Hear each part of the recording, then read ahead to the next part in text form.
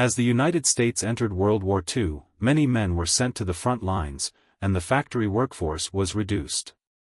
The government and military industries had to convince women to accept industrial jobs so that the production of weapons and war equipment would not be stopped. The song, Rosie the Riveter, written in 1942 by Reedy Forrest and John Jacob Loeb, was part of a widespread campaign to encourage American women to work in the war industries. Before the war, many industrial and technical jobs were considered exclusively for men. The Rosie the Riveter campaign attempted to portray women as strong, capable, and independent, in order to motivate them to enter these professions. The song also emphasized the strength and effort of women in factories. In the song and advertising posters, women's work was presented not only as a job opportunity, but also as a patriotic duty. The main message was, while the men are fighting at the front, women must help the country win by working in industry at home. They tried to portray these jobs as temporary so that after the war, women could return home without much resistance.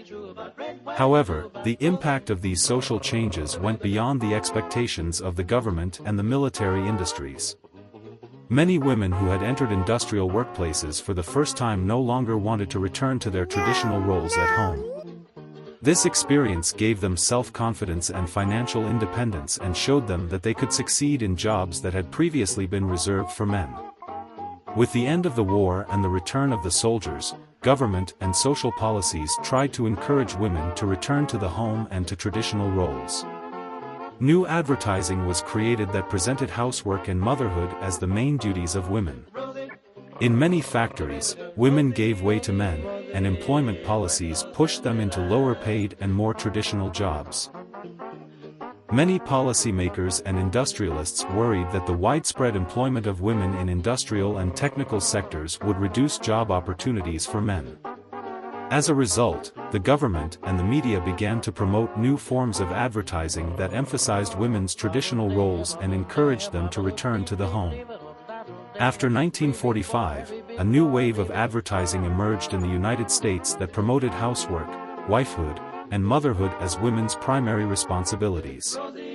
Some of the strategies for this advertising included women's magazines and advertising stories, articles in popular magazines such as Good Housekeeping, Ladies' Home Journal, and Better Homes and Gardens presented an idealized image of a happy, contented housewife. These stories emphasized that women should retire from industrial work and focus on caring for their husbands and children. The implicit message of this advertising was that being a good housewife is not only a duty but also an honor. Hollywood movies and TV series in the 1950s, movies and TV series such as Father Knows Best, Leave It to Beaver, and The Donna Reed Show presented an ideal family in which the man was the breadwinner and the woman was a devoted and loving homemaker. In these stories, working women were often portrayed as unsuccessful, cold, and sometimes negative characters.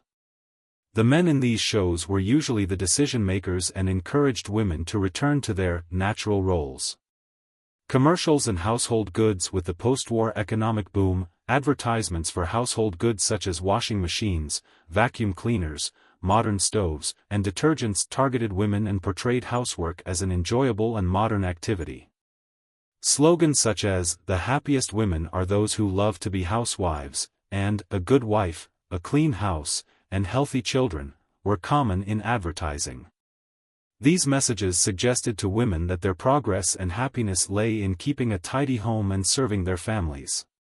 Government incentives for marriage and family formation. The U.S. government implemented policies such as low-cost mortgages for new families and incentives for family formation.